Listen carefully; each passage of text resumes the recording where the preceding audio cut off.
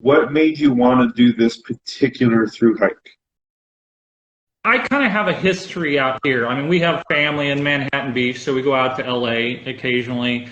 And so we see a lot of the desert section of the PCT. When I was growing up, really young, for a time I lived in Oregon and for a time I lived in Washington, but I hadn't been back there in over 40 years.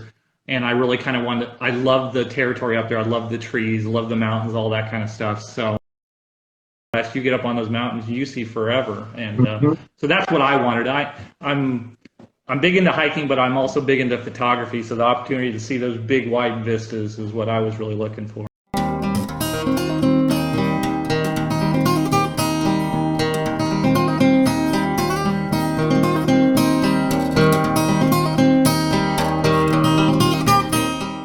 Did you stop at the infamous pie shop in Julian?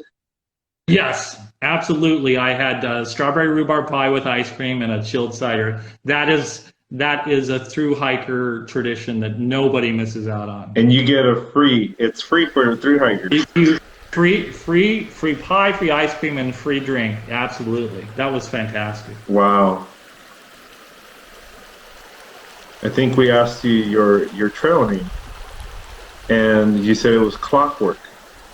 So we were trying to put it together. Well, obviously it makes sense. I mean, it's pretty, it's common sense. I mean, it's pretty simple to put together that obviously you worked on a certain time and you had to be at a certain place at this time and you were, so who gave you the name?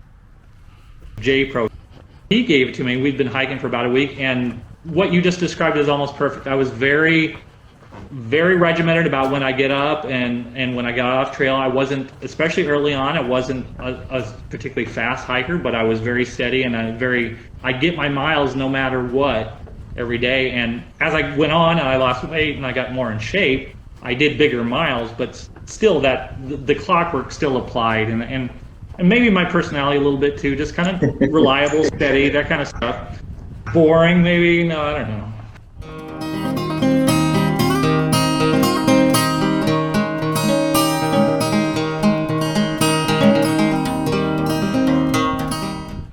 I guess in the moment you're having real conversations with people and looking them in the eye, and just you're not distracted, and it is so quiet, or the only things you hear are the animals or the wind or something like that. It's nice. Having so much of the tramway in the same spot.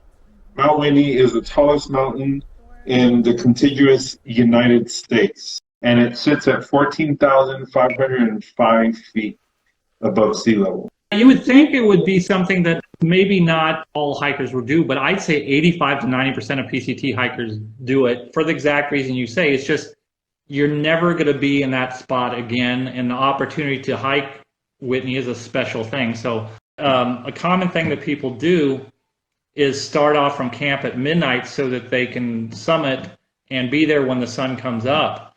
And we had every intention of doing that, but we'd gotten the forecast and it was going to be cold, and there was just no way I wanted to do that. So we waited till 4 o'clock and then summited about, I think it was about 9:30, 10 o'clock. And it was still cold, as it was one of the hardest things I've ever done in my life.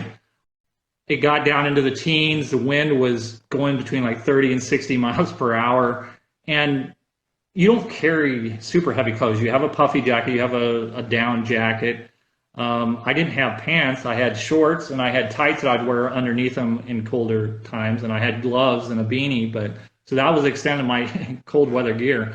But literally, the water in your water bottle, which is moving as you're moving, was freezing as we were walking. It was so cold. And we got up to the top, and you're just like, I mean, you're above tree line. There's no trees up there, and there's no real protection. There's the hut up there. But you go inside the hut and there's like a big pile of ice, so it's like not exactly, warm in there. So we would just kind of huddle along one side of the hut out of the wind. But all that being said, it was totally worth it. But it was tough. I mean, that last half mile, I was thinking, I don't know, I'll give it another couple hundred feet. If I can't do this, I'm going to turn around. I'll turn around 100 yards from the top if I think I can't do it. I just kept going, and I was glad I did.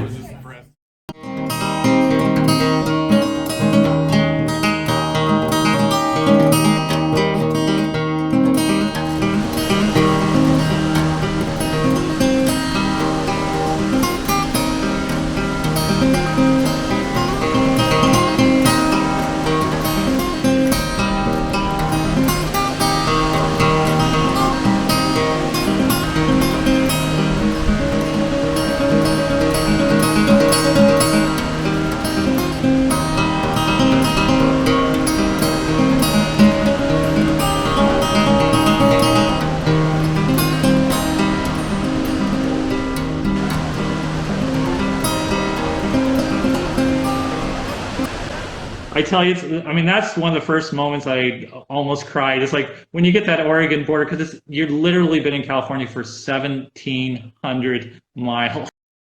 Or Oregon and Washington, you're just roughly 500 miles each of those. So it's like, it's not that there's anything wrong with California. It's just like you think you're just never going to get to the next state.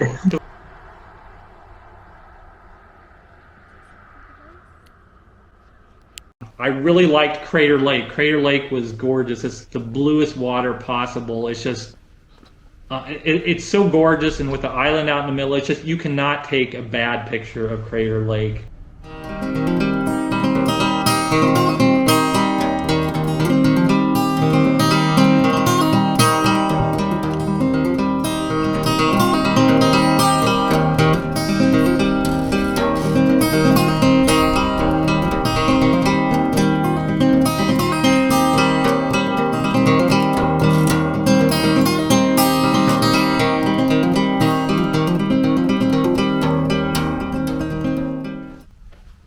Can you explain to people what through hiking means? It's an end-to-end hike with backpacking of a long trail, and typically that means where you're doing the entire trail, and it usually implies a trail that's at least a couple hundred miles. Things like the Colorado Trail, the Arizona Trail, those all apply. The long trail in Vermont, Yeah, I think it goes. a lot of Pinhoti Trail, obviously the big ones, Appalachian, CDT, PCT. So anything fairly long, at least a couple hundred miles, that you're going through the whole thing, and you're carrying your tent, your sleeping bag and stuff, and you're not ending at any point during that. So that would be a through hike.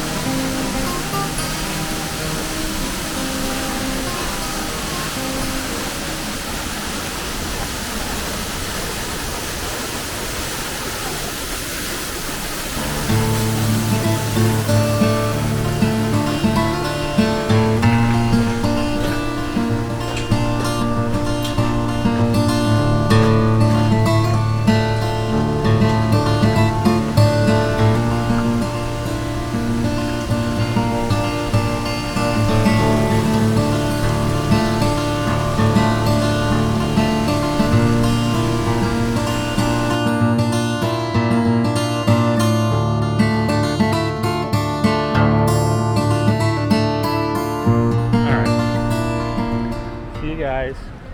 Okay, the Bridge of the Gods is You ready, leading big from guy? Oregon to Washington. Let's do it. Bridge of the Gods goes over the Columbia River.